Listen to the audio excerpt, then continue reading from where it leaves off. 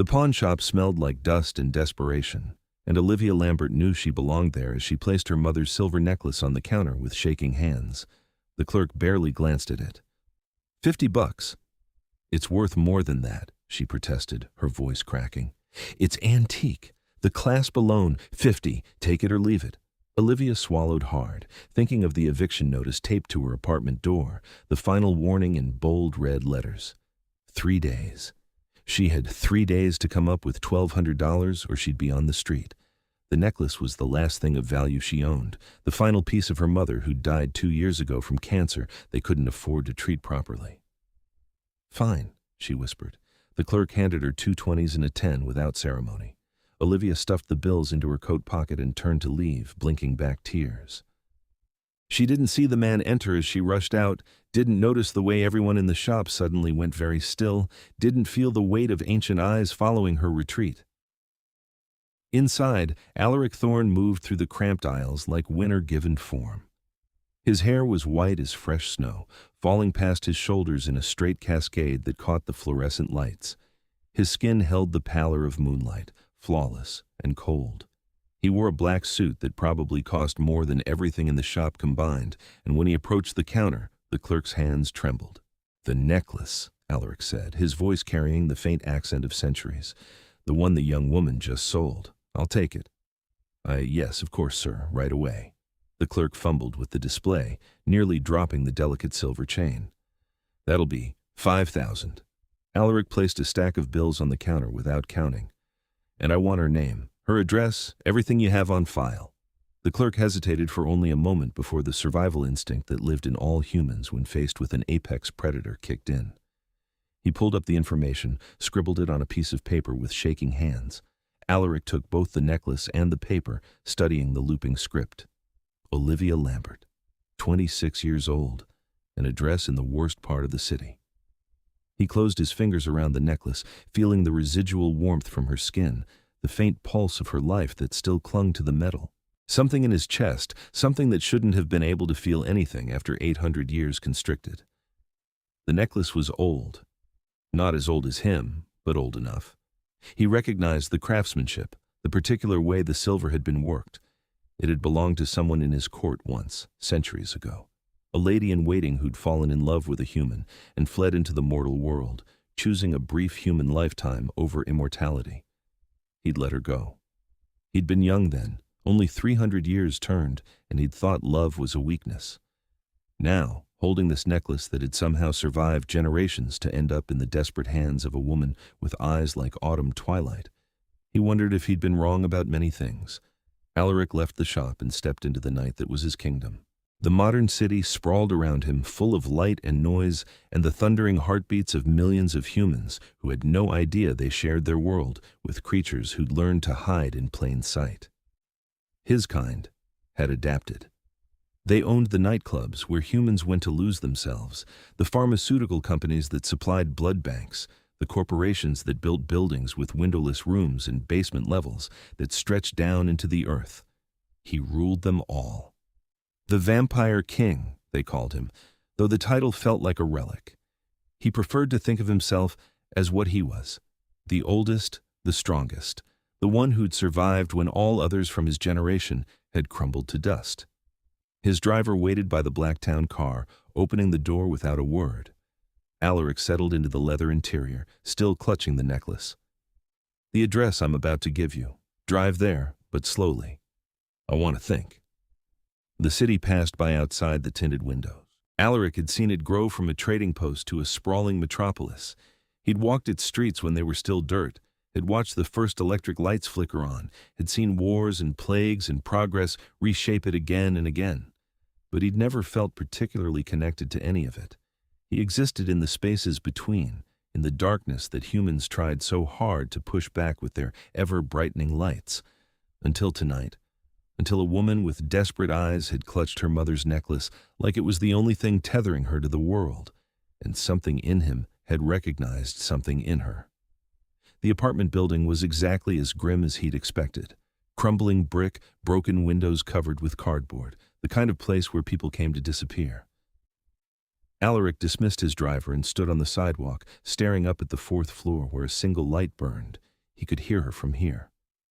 His kind had exceptional senses, and he focused on the sound of her heartbeat, the soft shuffle of her movements. She was crying, trying to hide it, pressing her face into a pillow to muffle the sound, but crying nonetheless. The sound drove into his chest like a stake. Alaric had killed men for less provocation than the ache that sound caused. He'd built his kingdom on strength and ruthlessness, had earned his crown by being harder and crueler than anyone who'd challenged him. He didn't do softness, he didn't do mercy, but he found himself moving anyway, entering the building, climbing the stairs that reeked of mildew and resignation. He stood outside her door, apartment 4C, listening to her broken breathing on the other side. Then he knocked. The crying stopped instantly. He heard her move to the door, heard her hesitation. "Who is it?" "Someone with information about your necklace." The door opened a crack, the chain still attached. Olivia peered out at him, and Alaric felt that strange constriction in his chest intensify. She was beautiful in the way autumn was beautiful, something fading but fighting for every last moment of color. Dark hair that fell in waves around a face that was too thin, eyes that held shadows no 26-year-old should carry. She wore an oversized sweater with holes in the sleeves and jeans that had been mended multiple times. "What about it?" she asked, her voice wary. "May I come in?" "Absolutely not. I don't know you." Smart girl. Alaric felt a flicker of approval. "Then come down to the street, somewhere public. I have something that belongs to you." She studied him for a long moment, and he wondered what she saw. He had long ago mastered the art of appearing human warm skin tone instead of corpse pale, hair that could pass for platinum blonde instead of supernatural white, eyes that looked merely gray instead of silver. But something always bled through, something that made humans nervous in his presence, that triggered the ancient parts of their brains that remembered being prey. 5 minutes, she said finally. "There's a diner on the corner. I'll meet you there." She closed the door. Alaric heard her moving around inside, heard the whisper of fabric as she changed into something warmer. Then, her footsteps descended the stairs, and she emerged from the building wrapped in a coat that was too thin for November. They walked to the diner in silence. Inside, the fluorescent lights buzzed, and a tired waitress gestured at them to sit anywhere. Olivia slid into a booth, and Alaric sat across from her, intensely aware of the fragility of the table between them, the fragility of everything in this human world. "So?" Olivia prompted. "What's this about?" Alaric reached into his jacket and pulled out the necklace. He laid it on the table between them and watched her face go through a series of emotions. Shock, confusion, hope, suspicion. "How did you—" "I bought it from the pawn shop after you left." "Why would you do that?" "Because I recognized it. It's very old. It belongs with your family." Olivia's hand reached out but stopped short of touching it, as if she was afraid it might disappear. "I can't afford to buy it back. I can barely afford to eat. That's why I sold it in the first place." "I'm not asking you to buy it back." "Then what do you want?" Alaric leaned forward, lacing his fingers together on the table. He'd prepared several speeches on the drive over, several reasonable explanations for his interest. But looking at her now, at the proud tilt of her chin despite the desperation in her eyes, he found himself saying simply, "Tell me about yourself, about how you ended up pawning your mother's necklace for $50.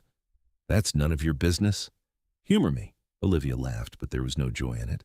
"Why, are you some kind of rich guy who gets off on hearing sob stories from poor people?" "Something like that." She studied him again, longer this time. Then she shrugged. "Fine. You want the whole tragic tale?" "My mom got cancer when I was 19. I dropped out of college to take care of her. The medical bills destroyed us everything we had, everything we'd saved. She died anyway, 2 years ago. I've been trying to keep my head above water since then, but it turns out a year and a half of college and no degree doesn't qualify you for much. I work 3 jobs and I still can't make rent. That necklace was the last thing I had of hers, and I sold it because I'm about to be evicted, and I'm tired of being cold and hungry and afraid all the time." She said it all in a flat tone, like she was reading from a script she'd memorized. No self-pity, just facts. It made it worse somehow. "How much do you need?" Alaric asked. "For what?" "Rent, to not be evicted." Olivia's eyes narrowed. "Why do you care?" "Call it a whim. Nobody helps people on a whim. What do you really want?" Alaric considered her question. What did he want? He'd existed for 8 centuries. had accumulated enough wealth to buy and sell countries, had power that made governments nervous. He wanted for nothing because nothing had meant anything in a very long time. Except this woman with her mother's necklace and her desperate dignity made him want to do something other than exist. "I want to help you," he said finally. "No strings, no expectations, just let me help." "That's insane." "Perhaps, but the offer stands." Olivia was quiet for a long moment. The waitress came by and they both ordered coffee neither of them wanted. When she left, Olivia said, "I need $1,200 for rent, but even if you gave it to me, which I'm not saying you should, it would just be delaying the inevitable. I'll be in the same position next month and the month after that. Then we'll find you a better position." "We? There is no we. I don't even know your name." "Alaric Thorne." "That's an unusual name." "My parents had unusual taste." It wasn't entirely a lie. His human parents, dead so long he could barely remember their faces, had named him something else entirely. Alaric was a name he'd chosen for himself when he'd been turned, when he'd needed to become someone new. "Olivia Lambert, but I guess you already knew that if you tracked me down." "I did." "This is crazy. You're a stranger. You could be a serial killer for all I know." "I'm not." "That's exactly what a serial killer would say." Despite himself, Alaric felt his mouth curve into something that might have been a smile. "Fair point. What if we make this more formal? I have business interests that occasionally require someone with discretion and intelligence. I could offer you a job." "Doing what?" Alaric hadn't actually thought that far ahead, but he was 800 years old. He could improvise. "Administrative work, managing some of my properties. The pay would be enough to cover your rent and expenses with plenty left over." "And what would you get out of it?" "An employee." Olivia shook her head. "Nobody pays that kind of money for administrative work. What's the catch?" The catch, Alaric thought, was that he was a vampire king who'd just become inexplicably obsessed with a human woman because she'd pawned her mother's necklace and it had broken something in him he didn't know could still break. But he could hardly say that. "The catch is that the work would be primarily at night. I keep unusual hours." "How unusual?" "I'm rarely available before sunset." Olivia's expression shifted into something thoughtful. "Are you some kind of criminal?" "No." "Then I have a rare medical condition that makes me extremely photosensitive. Sunlight causes severe damage to my skin, so I've adapted my entire life to be nocturnal." It was the standard excuse his kind used, and it had the benefit of being partially true. Sunlight did cause severe damage to his skin. It would burn him to ash in about 30 seconds. Olivia seemed to accept this. "Okay, say I believe you, and say I'm actually considering this completely insane offer. When would I start?" "Tonight, if you'd like. I can advance you enough to cover your immediate rent crisis, and we can discuss the details of your employment." This is the weirdest conversation I've ever had. I've been told I have that effect on people. The waitress returned with their coffee. Olivia wrapped her hands around her cup, absorbing the warmth. Alaric noticed the slight tremor in her fingers, the way her collarbone jutted too sharply against her sweater. When was the last time she'd eaten a real meal? "Can I think about it?" Olivia asked finally. "Of course. But the rent?" "I'm not taking money from someone I just met." "Then consider it an advance on your salary." "I haven't agreed to work for you yet." "But you're considering it." Olivia was quiet, turning her coffee cup in slow circles on the table. Finally, she said, "My mom used to tell me that sometimes angels show up in strange disguises, that when you're at the end of your rope, you have to have faith that something will catch you." She looked up at him, and there was something fierce in her eyes. "I don't believe in angels, but I do believe in taking chances when you don't have any other options. So yes, I'll take your job offer, on one condition." "Name it." "If I ever feel uncomfortable or if this turns out to be something illegal or dangerous, I walk away. No questions asked, no consequences." "Agreed." "Just like that?" "Just like that."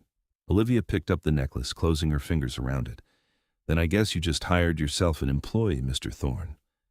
"Alaric, please." "Alaric," she repeated, and the sound of his name in her voice did something strange to the rhythm of his dead heart. They finished their coffee while Alaric explained the basics. He owned several properties around the city, which was true. He needed someone to handle correspondence, schedule meetings, manage various administrative tasks, which was less true but could be made true easily enough. The pay was generous enough to make Olivia's eyes widen. The hours were exclusively after sunset. "I'll have my driver take you home," Alaric said as they left the diner. "Tomorrow evening he'll pick you up at sunset and bring you to my home. We'll get you set up properly then." "Your driver?" As if summoned, the black town car pulled up to the curb. The driver emerged and opened the back door without a word. Olivia stared. "You have a driver and a town car. Just how rich are you?" "Comfortable enough." "That's not an answer." "No, it's not." She climbed into the car, still clutching the necklace. Alaric leaned down to the window. "Get some sleep, Olivia, and eat something. That's not a request from your employer, just advice." "Why do you care if I eat?" "Because the thought of you hungry makes me want to burn the world down," he thought but didn't say. "Because I need you healthy for work." She didn't look convinced, but she nodded. The car pulled away, and Alaric stood on the sidewalk, watching until the taillights disappeared around a corner. Then he pulled out his phone and made several calls.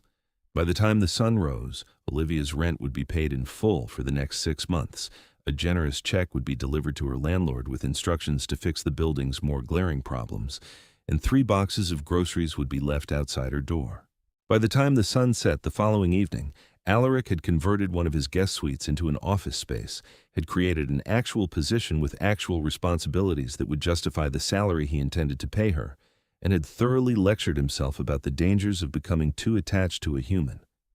The lecture didn't take. His driver brought her to the mansion at dusk.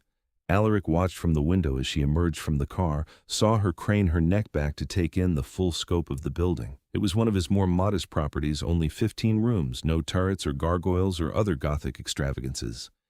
But it was still clearly the home of someone with more money than they knew what to do with. She was wearing the same clothes as the night before, but her hair was washed, and she'd found some makeup to hide the worst of the shadows under her eyes. She'd eaten too, he could smell it on her, the warmth of food in her stomach, and relief made him almost dizzy. His butler, Marcus, a vampire who'd been in his service for 300 years, opened the door before she could knock. "Miss Lambert," Marcus said with a slight bow, "we've been expecting you. Please, come in." Olivia stepped into the foyer and stopped, staring at the marble floors, the sweeping staircase, the chandelier that caught the lamplight and scattered it into 1,000 prismatic shards. "Holy shit," she breathed. Alaric descended the stairs, and her attention snapped to him.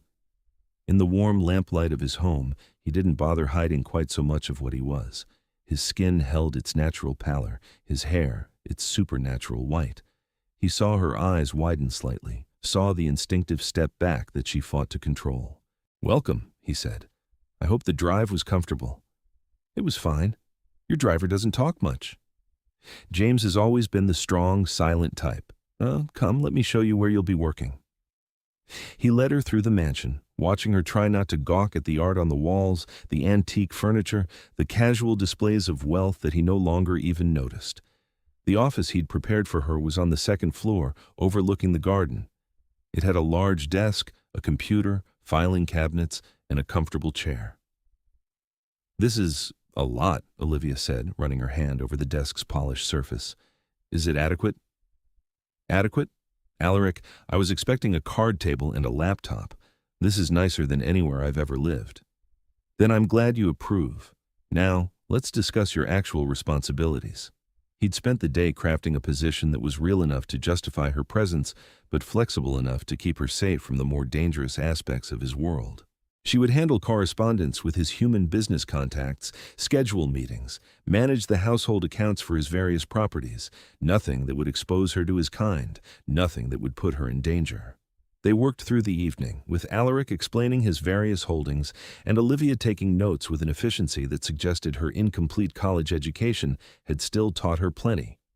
She was smart, picking up on patterns quickly, asking insightful questions that made him realize he'd perhaps underestimated what it would take to fool her. Around midnight, Marcus appeared with a tray of food. Olivia tried to protest, but Alaric waved her off. "You need to eat. Consider it one of the perks of employment." "Do you eat?" she asked, then flushed. "Sorry, that's probably rude. Your medical condition, you mentioned you keep unusual hours. I don't eat much, no. My condition requires a very specific diet.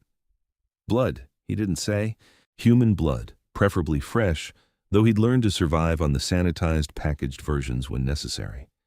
He hadn't really hunted, taking prey in the old way in 200 years. It was easier that way, cleaner, less likely to expose his kind. Olivia ate while they continued working, and Alaric found himself fascinated by the mundane humanity of it, the way she bit her lip when she was concentrating, the small sound of satisfaction when she tasted something good, the unconscious grace of her movements. He'd been around humans for 800 years. He'd ruled them, protected them, occasionally killed them when necessary. But he'd stopped seeing them somewhere along the way.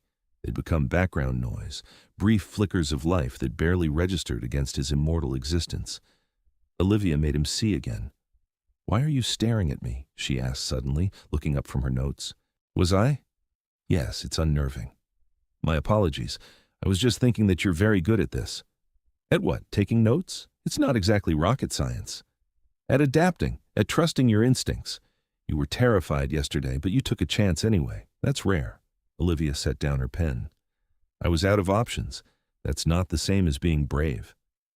"I disagree. Courage isn't the absence of fear. It's acting despite it." "Is that from something? It sounds like a quote." "If it is, I've forgotten the source." They worked until nearly 3 in the morning. When Alaric finally suggested they stop for the night, Olivia looked exhausted but satisfied. "James will drive you home," Alaric said. "Same time tomorrow evening?" "Sure." And Alaric, "Thank you for all of this. I know I don't really understand why you're helping me, but thank you." He wanted to tell her the truth, that he'd seen her pawn her mother's necklace and something in him had recognized something in her, that he'd lived 800 years and never felt this pull toward another being, that he was terrified and exhilarated in equal measure by what was happening. Instead, he said, "You're welcome. Sleep well, Olivia." She left, and Marcus appeared at his elbow a moment later. "You're playing a dangerous game, my lord," Marcus said quietly. "I'm aware. She's human, fragile. Her life will be over in the blink of an eye. I know. And yet you brought her here anyway." Alaric turned to face his old friend. "Have you ever felt, in all your centuries, that you'd been waiting for something without knowing what it was? And then suddenly it appears and you realize this. This is what I was waiting for." Marcus was quiet for a long moment. Then he sighed. "She seems like a good woman, for what it's worth." "She is." "Then I hope you know what you're doing. That makes 2 of us." The weeks that followed fell into a rhythm. Olivia arrived at sunset and worked until the early morning hours. She took to her responsibilities with a dedication that impressed even Alaric's most demanding business associates. She reorganized his filing systems, digitized records that had been gathering dust for decades, streamlined communications until his operations ran smoother than they had in years. But more than that, she brought life into the mansion. She hummed while she worked. She asked questions that made him laugh. She argued with him about everything from literature to politics to the best coffee in the city. And she never backed down when she thought she was right. She made his 800-year existence feel new again. Alaric found himself engineering excuses to spend time in her office. He brought her books from his library. He asked her opinion on business matters that he could have easily handled himself. He listened to her talk about her mother, her abandoned dreams of becoming a teacher, her fear that she'd never amount to anything. "That's ridiculous," he told her one night. "You're brilliant. You could do anything you set your mind to." "I'm a college dropout working as a secretary for a guy who won't tell me what he actually does for a living. Executive assistant, not secretary. And I've told you I have investments, properties, business interests." "That's deliberately vague." "Perhaps?" She threw a pen at him. He caught it without looking, and her eyes widened. "How did you do that?" "Good reflexes. Nobody has reflexes that good." "I do." She studied him with that considering expression that always made him nervous. "You're strange, Alaric Thorne. You know that?" "I've been told. But I like you anyway. I don't know why, but I do." The confession hung in the air between them. Alaric felt something in his chest tighten and release simultaneously. I like you too, Olivia Lambert. Even though I threw a pen at you, especially because you threw a pen at me. No one's done that in at least 300 years. He realized his mistake the moment the words left his mouth. Olivia's expression shifted. That's a weird joke. I have a weird sense of humor. You do. But she was still looking at him strangely. Alaric knew he should be more careful, should maintain more distance, should stop finding excuses to be near her, to talk to her, to memorize the exact shade of her eyes in lamplight.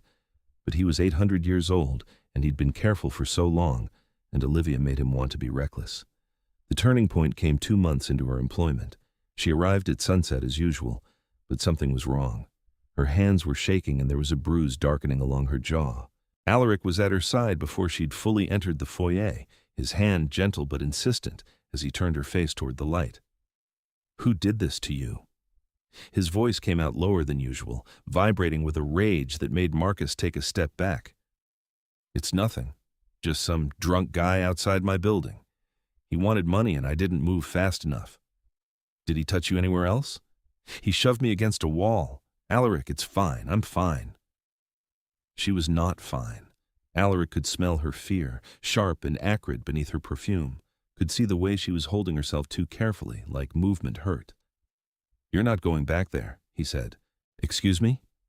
To that apartment? That building? It's not safe?" "I don't really have a choice. It's where I live." "Then live here." Olivia blinked. "What?" "I have 15 bedrooms. Most of them are empty. Stay here, where you're safe." "Alaric, I can't just move into my boss's house. That's insane." "Why? You're here every evening anyway. It would be more convenient. You'd be safer. I can't." He stopped, fighting for control. "I can't have you in danger. I won't." "You barely know me." "That's not true." He cupped her face in his hands, careful of the bruise. "I know you're brave and stubborn and brilliant. I know you hum when you think no one's listening. I know you take your coffee with too much sugar and you talk to books when they frustrate you. I know you're alone and scared and trying so hard to keep it together. Let me help you. Let me keep you safe." Olivia's eyes were wide, searching his face for something. "Why? Why do you care so much?" "Because you're mine," he thought. "Because from the moment I saw you clutching that necklace, I knew I would do anything to protect you. Because 800 years of existence suddenly makes sense if it was leading me to you. Because you matter to me," he said instead. "More than is probably wise or appropriate, but it's the truth. You matter, Olivia." She was quiet for so long he thought she would refuse. Then, slowly, she nodded. "Okay, but just temporarily, until I can find somewhere safer." "Of course, temporarily." They both knew it was a lie. Marcus helped her move what few possessions she had. It took a single trip. Alaric gave her the suite next to his own, a beautiful room with a 4-poster bed and French doors that opened onto a balcony. He'd chosen it deliberately, wanting her close. That night, after she'd settled in, after they'd worked through the evening's business and she'd said goodnight, Alaric left the mansion. James drove him to Olivia's old neighborhood, to the building where she'd nearly been evicted. It took him less than an hour to find the man who'd hurt her. Drunks were predictable, and this one had a pattern, the alley behind the liquor store, every night around 11. Alaric didn't kill him. He wanted to. The rage that filled him at the thought of those hands on Olivia's skin demanded blood, but he controlled it. Instead, he gave the man a taste of real fear. Made him understand, on a primal level that would never leave him, that there were worse things than drunk humans in dark alleys. By the time Alaric left, the man was unconscious and would wake with no memory of what had happened. But he'd never go near that building again, would never raise his hand to another woman without remembering, on some subconscious level, the silver eyes and inhuman strength that had nearly ended him. It was mercy, by Alaric's standards. When he returned to the mansion, dawn was close. He found Olivia on her balcony, wrapped in a blanket, watching the sky lighten. "Couldn't sleep?" he asked from the doorway. She jumped, then relaxed when she saw him. "Too much newness. My brain won't shut off. Where were you?" "Handling some business." "At 4 a.m? "I told you I keep unusual hours." She turned back to the sunrise, and Alaric tensed. The sky was going pink and gold at the edges, beautiful and deadly. "Come inside," he said, more urgently than he'd intended. Please. Why? The sunrise is pretty. Olivia, inside. Now. Something in his voice must have convinced her. She stood and came to him, and he pulled her into the room, closing the doors firmly. His hands were shaking slightly. Another few minutes and the direct sunlight would have reached the balcony where he stood. Are you okay? Olivia asked, concerned. You look pale. Well, paler than usual. I'm fine, the photosensitivity I mentioned. I need to be careful around sunrise. Right. Sorry, I didn't think. It's all right. Just please be careful. I'd prefer you didn't go outside during daylight hours. The staff can handle anything you need. That's a little controlling. It's concerned. She smiled, and it transformed her face. Okay, concerned I can live with. Controlling, not so much. Noted. Now, get some sleep. We have work tonight. Alaric? Yes? Thank you. For everything. I know I keep saying it, but I mean it. You've changed my life. You've changed mine too, he thought, in ways I'm only beginning to understand. Living with Olivia was both easier and harder than Alaric had anticipated. Easier because she fit into the rhythms of the household seamlessly, charming Marcus and the other staff with her warmth. Harder because having her so close, seeing her first thing every evening, knowing she slept just beyond the wall from his own rooms, was a special kind of torture. He wanted her. Not just physically, though that was there too, a hunger that had nothing to do with blood and everything to do with the curve of her mouth, the grace of her movements, the sound of her laugh. But more than that, he wanted her joy, her trust, her future. Wanted things he had no right to want from a human woman whose life would be gone in a heartbeat of his immortal existence. The ethical implications tormented him. She didn't know what he was, didn't know that the man she was beginning to care for, and he could see it in her eyes. The way she looked at him when she thought he wasn't watching was a monster who'd killed more people than she could imagine, who would outlive her by centuries, who could never give her a normal life. You're brooding again, Marcus observed one evening, finding Alaric in his study. You've been doing that a lot lately. I'm thinking. About the human. Her name is Olivia. About Olivia, then. You're going to have to tell her eventually what you are, what we all are. I know. And when you do, she'll either accept it or she won't. But this half-truth you're living, it's not fair to either of you. Nothing about this situation is fair. I'm 800 years old. She's 26. I'm a vampire king. She's a human woman who pawned her mother's necklace to make rent. There is no scenario where this ends well. Perhaps. Or perhaps you're selling her short. She's stronger than you think. She shouldn't have to be strong enough to accept this, to accept me. Marcus sighed. For 800 years, I've watched you rule with absolute confidence. You've never doubted yourself, never hesitated. But with her, you're terrified. Do you know what that tells me? That I'm a fool? That she matters more than anything else you've ever encountered, and maybe that's worth the risk. Before Alaric could respond, Olivia appeared in the doorway. Sorry to interrupt. I finished those contracts you wanted reviewed, and I had a question about the property in Berlin. Marcus excused himself, leaving them alone. Olivia settled into the chair across from Alaric's desk, and they spent the next hour working through details of his various holdings. It was comfortable, domestic in a way that shouldn't have worked, but did. Afterwards, Olivia lingered. Can I ask you something personal? Of course. Do you have family? I realized I've been living in your house for 3 weeks, and I know almost nothing about your life outside of work. Alaric considered his answer carefully. Not anymore. My parents died a long time ago. I had siblings once, but they're gone too. I'm sorry. That must be lonely. It can be, but I have Marcus and the others who work for me. They're family in their own way. How long have you known Marcus? A very long time. He's been my closest friend for longer than I care to admit. He seems devoted to you. The feeling is mutual. Olivia was quiet for a moment, then said, Can I tell you something crazy? Please do. Sometimes when I'm with you, I feel like I've known you forever. Like we've had this same conversation 100 times in 100 different lives. Does that sound insane? Alaric's chest constricted. No, it doesn't sound insane at all. Do you feel it too? Yes, she smiled, soft and wondering. I've never believed in soulmates or fate or any of that. My mom did. She was always talking about how she'd known my father was the one the moment she met him, but I thought it was just romanticism. Now I'm not so sure. Olivia, I know this is probably inappropriate. You're my employer and I'm living in your house and there's a power dynamic that makes this complicated. But I can't stop thinking about you, about us, about what this could be if we let it. Alaric stood, moving to the window where the night pressed against the glass. There are things about me you don't know, things that would change how you see me. So tell me. It's not that simple. Why not? Because I'm a monster. Because I've lived 800 years and you'll be dust in the time it takes me to blink.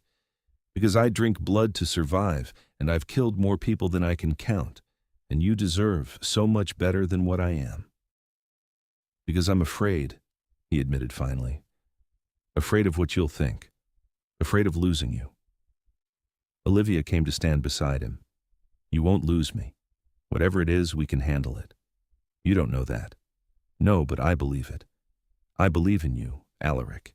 In us, don't you?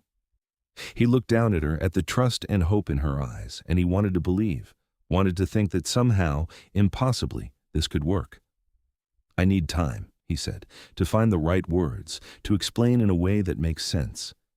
Okay, but Alaric, whatever you're hiding, whatever you think is so terrible that I'll run away, I won't. I promise you that. She stood on her toes and kissed his cheek, her lips warm against his cold skin.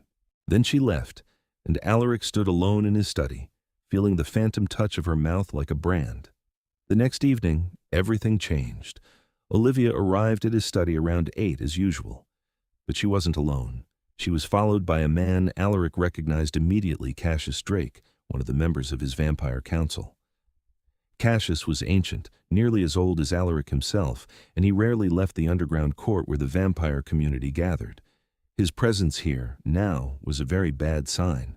Alaric, Cassius said, his voice smooth as silk and twice as dangerous. Forgive the intrusion, but we need to talk, urgently. Olivia looked between them, confused. Should I leave?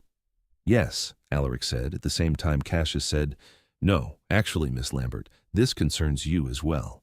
Alaric felt his fangs descend, a threat response he usually controlled better.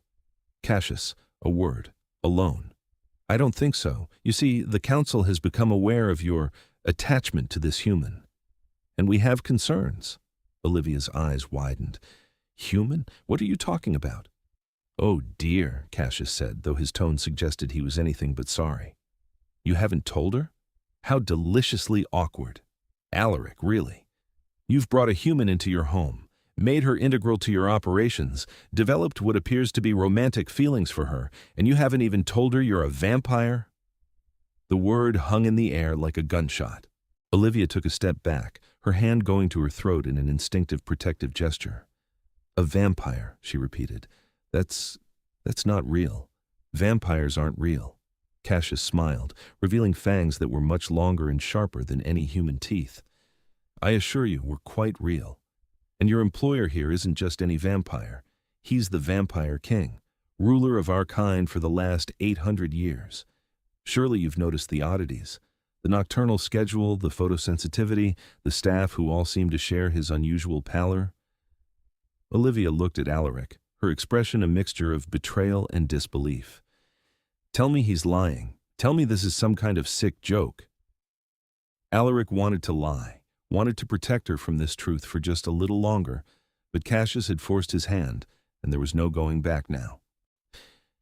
It's true, he said quietly. All of it. I'm sorry, Olivia. I was going to tell you, I just didn't know how. She laughed, but it was a broken sound. You're serious. You're actually serious. Vampires are real, and you're one of them, and I've been living here for weeks with no idea. You were never in danger, Alaric said quickly. I would never hurt you. Never. How comforting, Cassius interjected, although that's actually part of why I'm here. You see, the council has noticed that our king has been somewhat distracted lately, neglecting his duties, avoiding court, and now we understand why he's been playing house with a human pet. She's not a pet, Alaric snarled, and there was nothing human in his voice now. The power that radiated from him made the air shimmer, made the windows rattle in their frames, And you will speak of her with respect, or I will rip your tongue out." Cassius raised his hands in mock surrender. "Easy, old friend. I'm not here to challenge you. I'm here to warn you. The council is not pleased with this situation. Humans and vampires don't mix. It's one of our oldest laws, written in the days when we were still at war with them. The penalty for breaking that law is death." "Yes, I know. I wrote most of those laws." "Then you understand the position this puts us all in. You're our king, but you're not above the law. If you continue this relationship, the council will have no choice but to take action."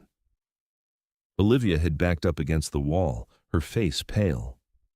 "I don't understand what's happening. Someone please explain what's happening."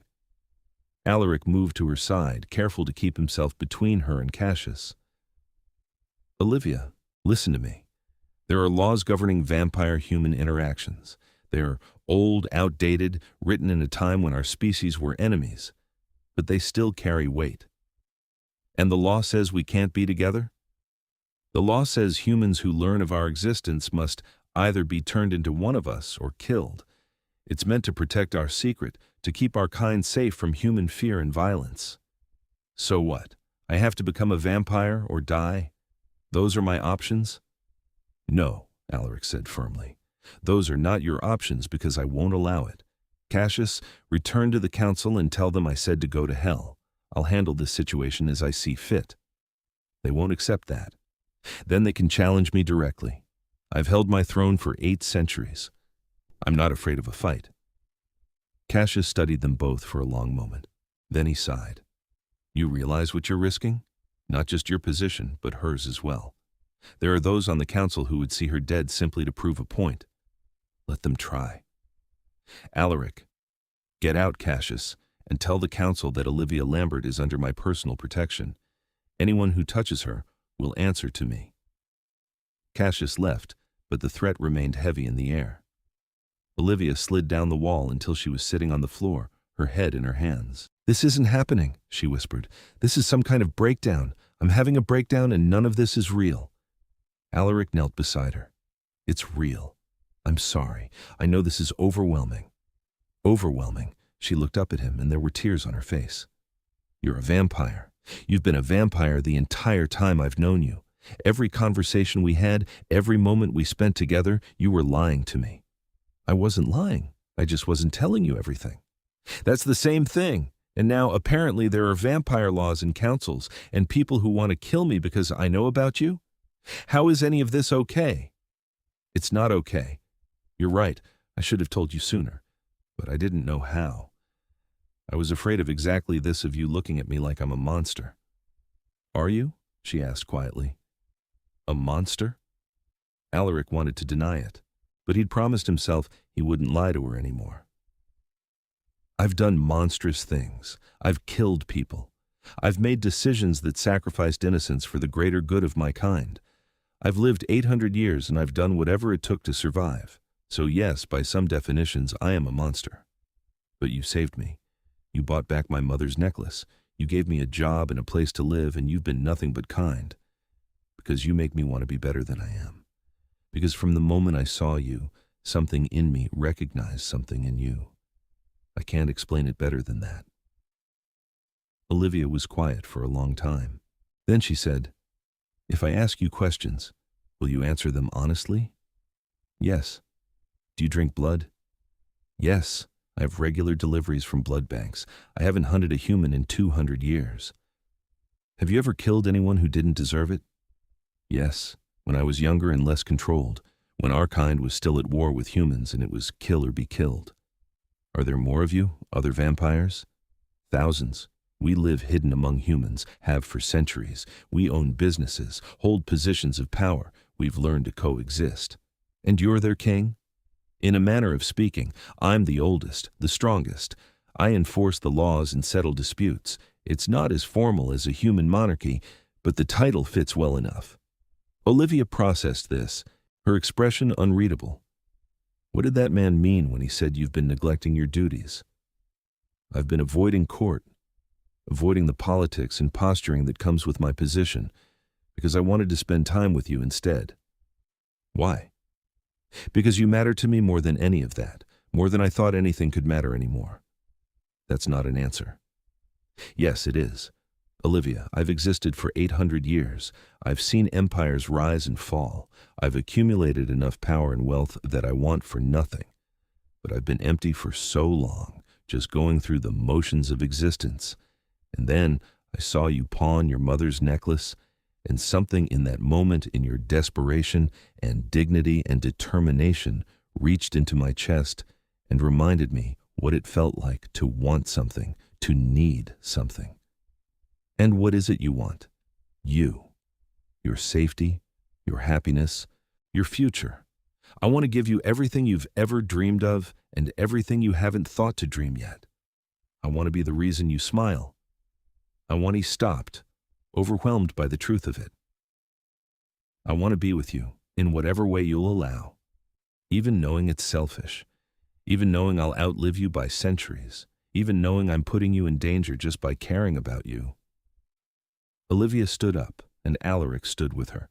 She paced to the window, looking out at the dark garden. "Show me," she said finally. "Show you what?" "Your fangs, your real face, whatever it is you've been hiding. If we're doing this, if I'm going to make a decision about any of this, I need to see all of you."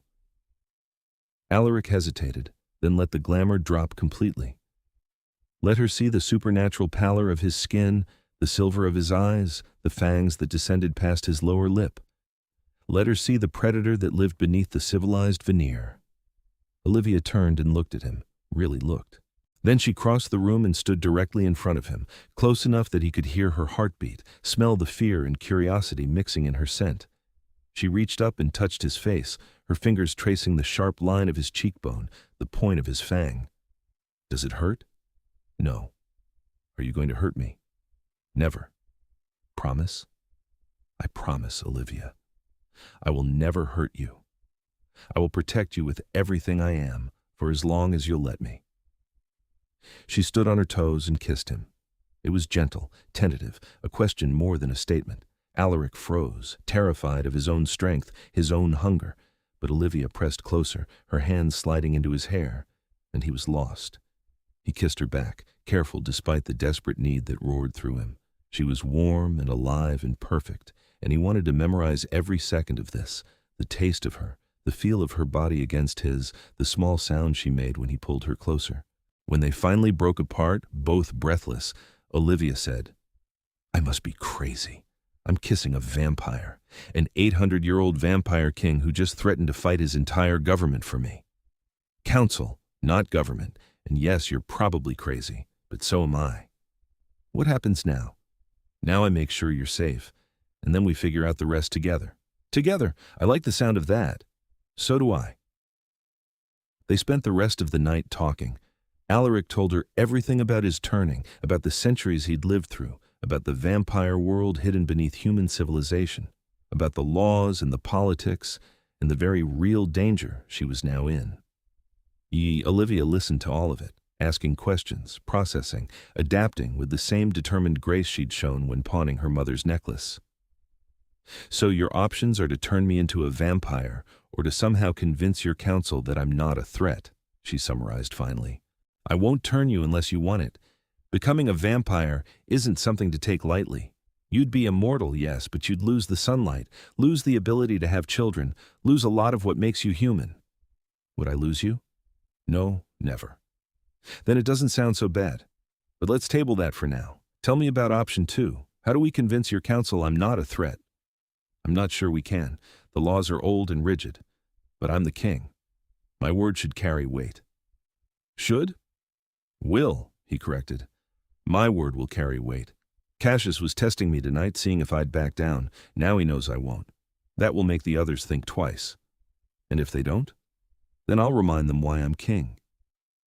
There was something in his voice that made Olivia shiver, not with fear, but with the recognition of the power he'd been hiding. This wasn't just a man who'd lived a long time.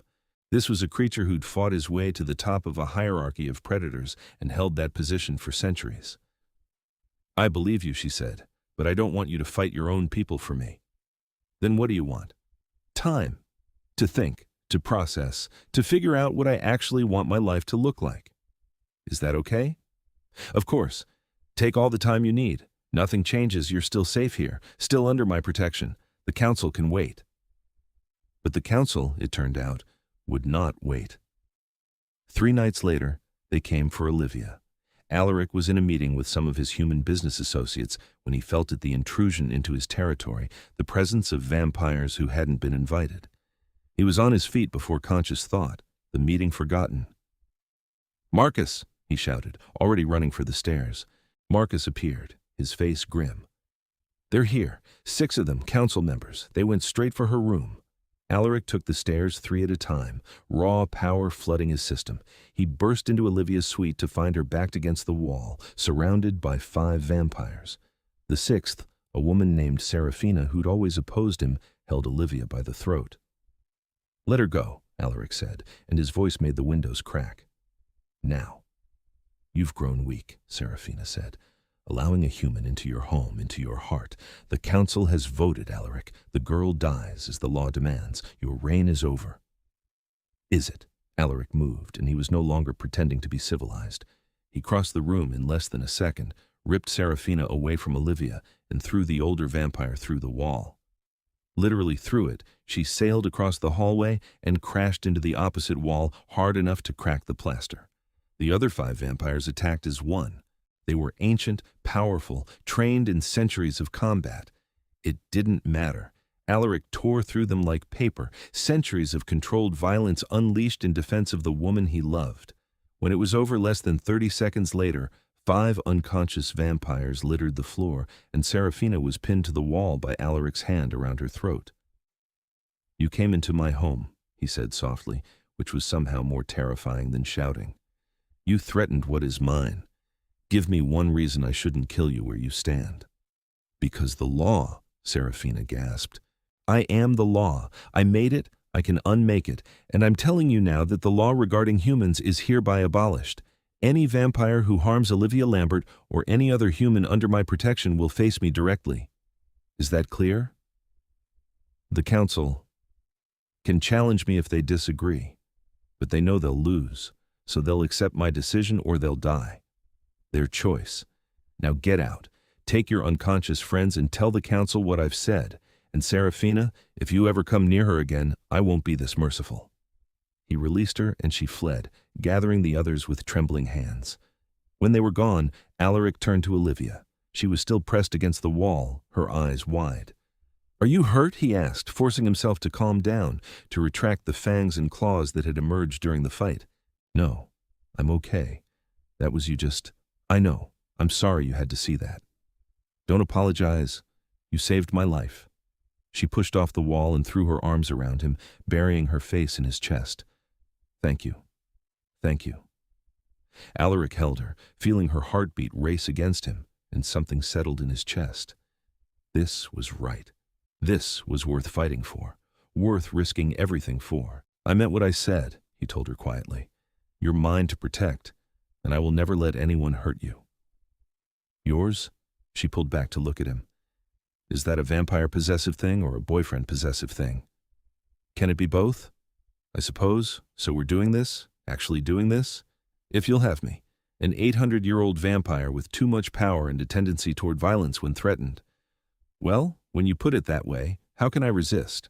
But she was smiling. "Yes, Alaric, I'll have you. All of you." He kissed her then, pouring 800 years of loneliness and longing into it. Olivia kissed him back with equal fervor, her human warmth chasing away the cold that had lived in him for so long. When they finally broke apart, she said, "So what happens now, with your council?" "Now I make good on my threat. I'm calling a full assembly tomorrow night. Every vampire in the city will be there, and I'm going to make it very clear that things are changing." "Can you do that?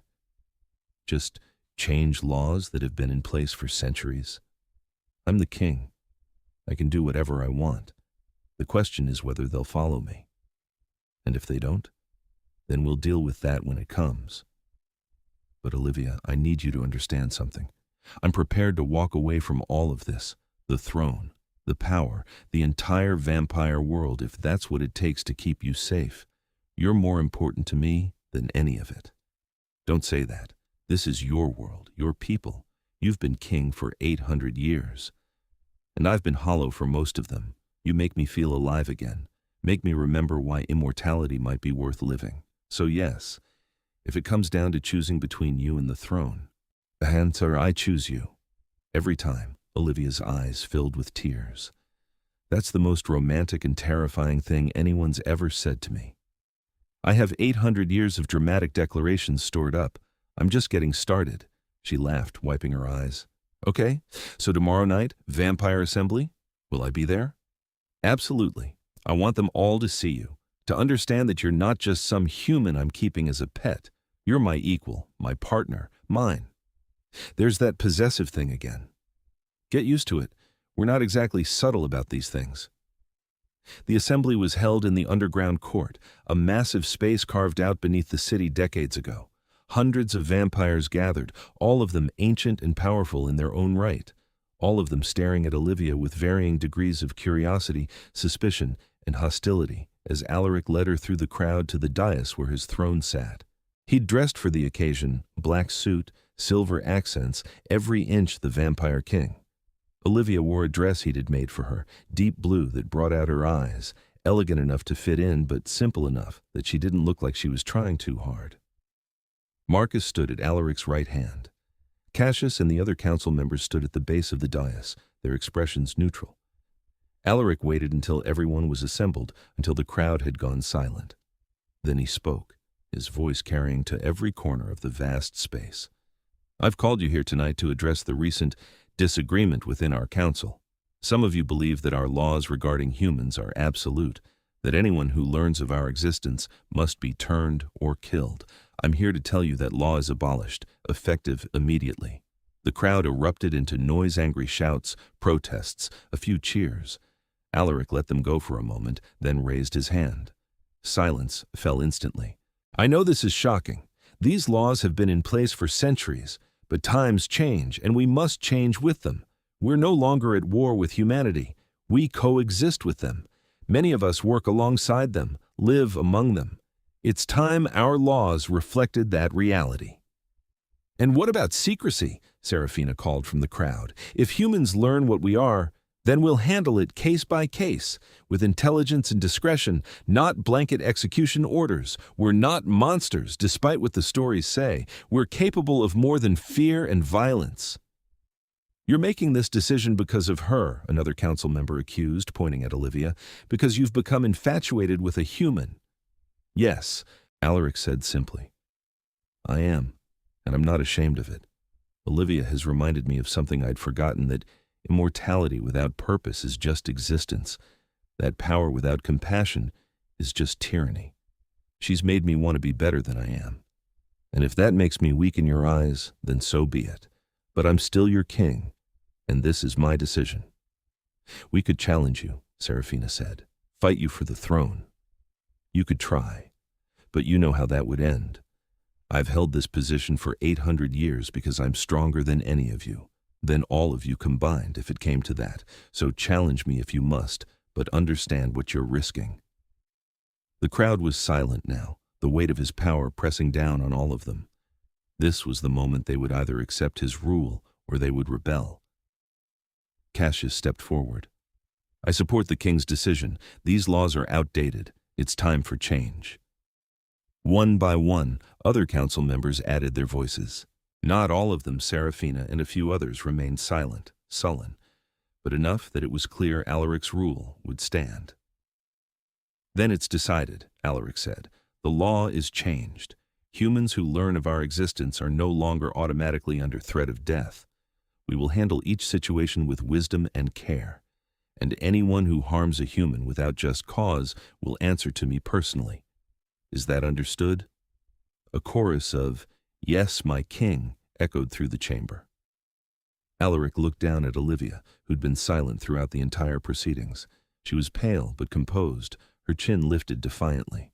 This is Olivia Lambert, Alaric continued. She is under my personal protection.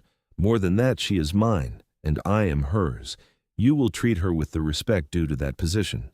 And if any of you have a problem with that, we don't, Cassius interrupted smoothly. Welcome to our world, Miss Lambert, unusual as the circumstances may be. Olivia smiled, and Alaric felt his chest tighten with pride. Thank you. I'm still figuring out how I feel about all of this, but I appreciate the welcome.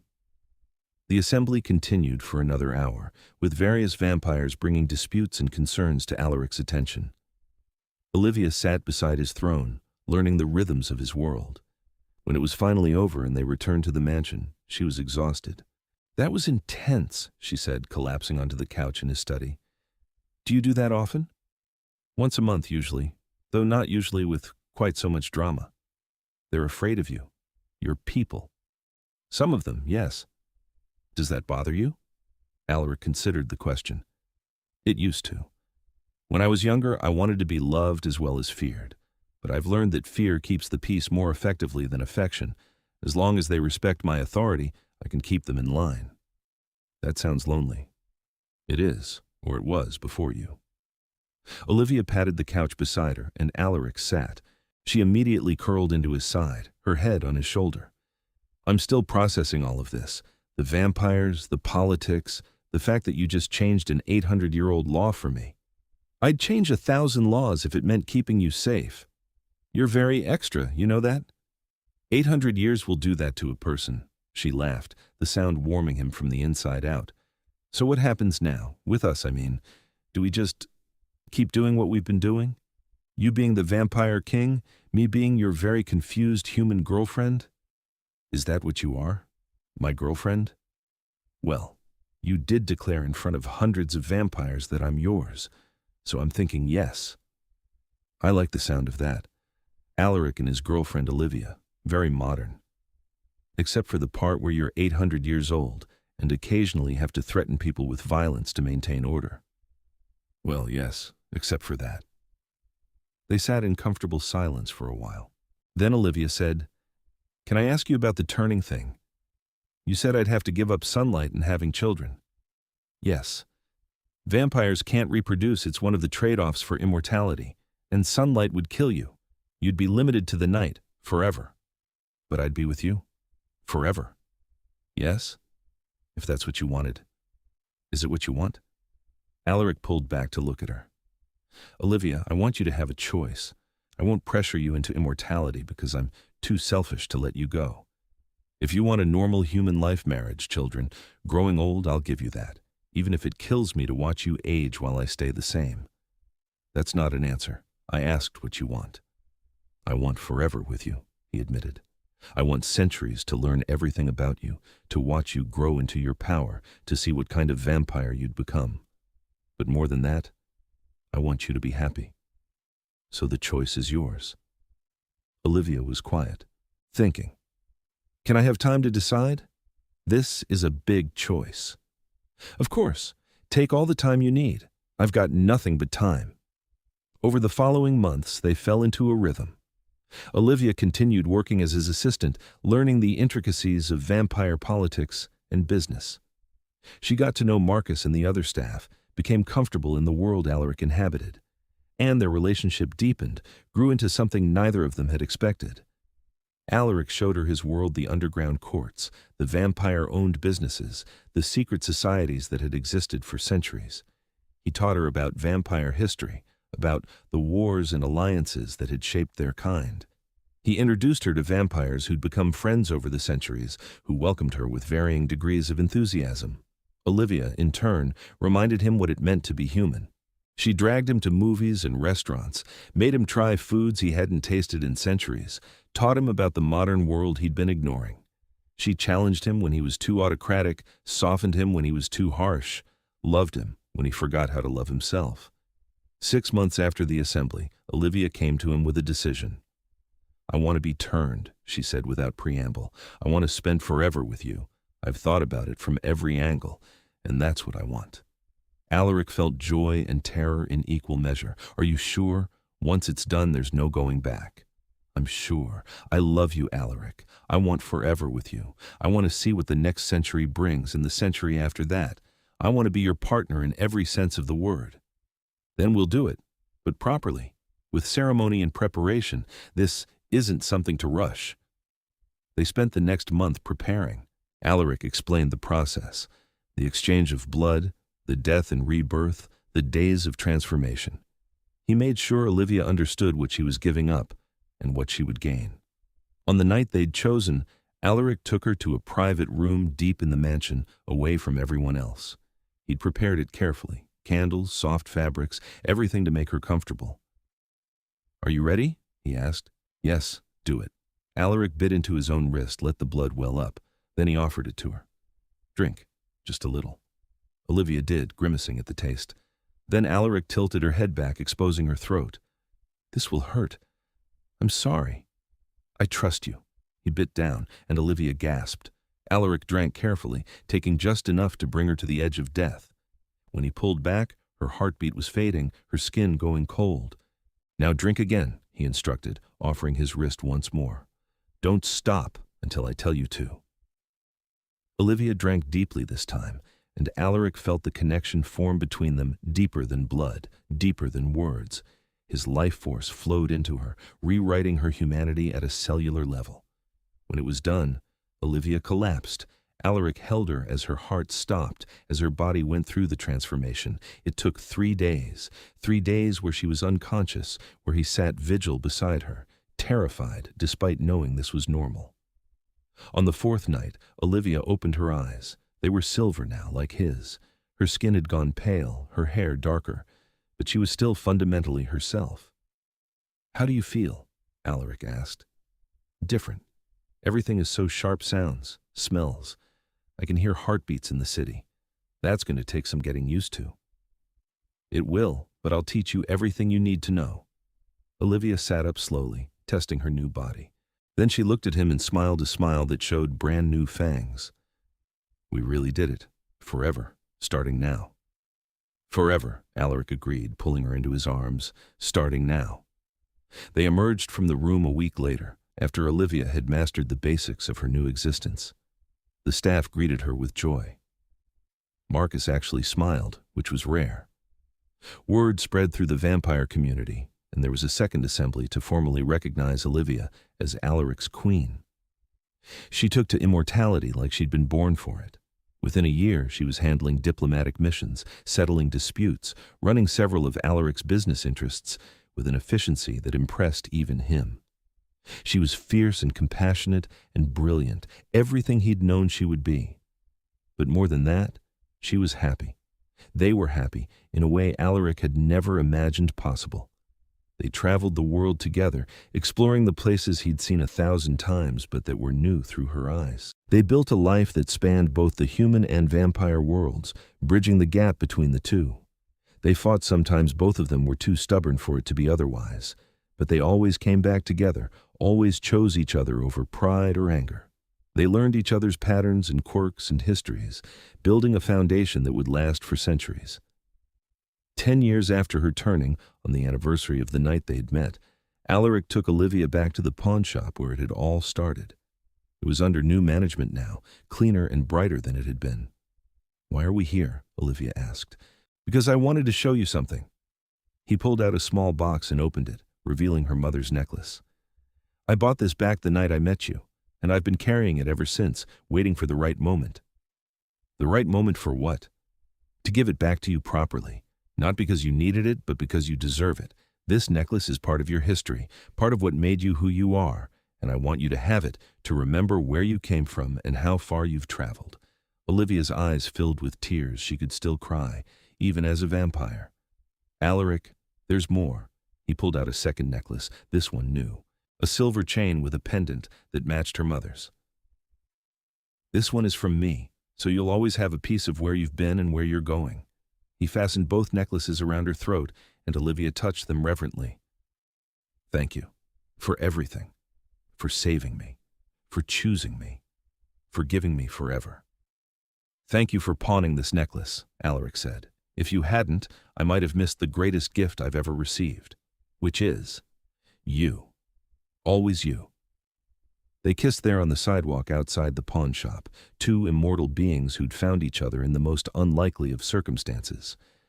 Around them, the city continued its endless rhythm, humans hurrying to their destinations, unaware of the supernatural world hidden in their midst. But Alaric and Olivia were aware. They'd built a bridge between those worlds, had proven that love could transcend species and time. They had literally forever stretching ahead of them, full of possibility and adventure and joy. It had started with a desperate act, a woman pawning her mother's last necklace for rent money. It had grown into a love that would span centuries, that would change the laws of the vampire world and rewrite what was possible between their kinds. And it was only the beginning. They had eternity ahead of them, and they intended to fill every moment with the same fierce devotion that had brought them together in the first place. The vampire king and his queen, building forever one night at a time. Years continued to pass, and with each one their love deepened and their partnership strengthened. Olivia proved to be an exceptional vampire, quick to learn, strong in power, wise beyond her years.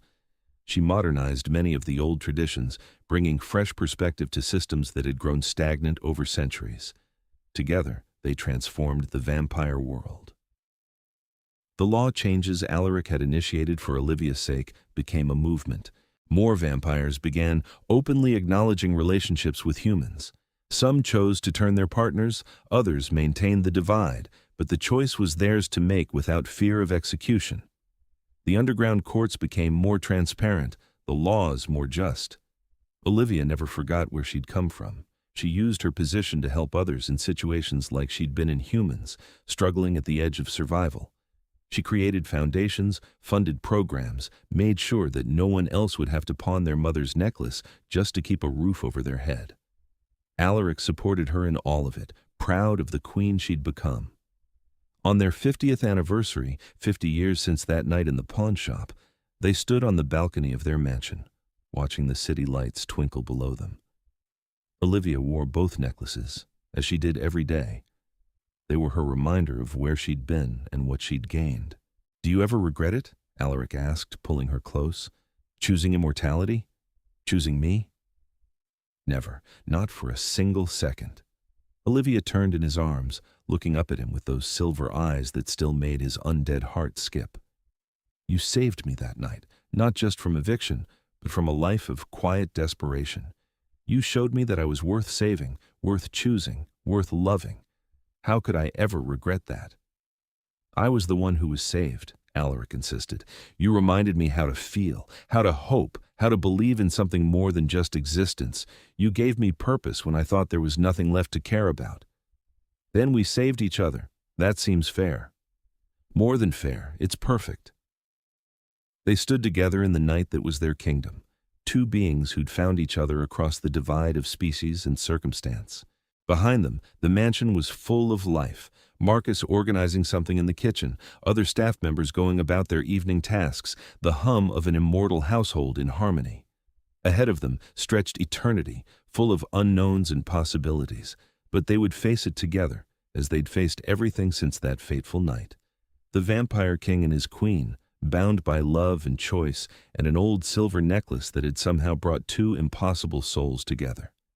It was the ending neither of them had expected, and the beginning of something that would last forever.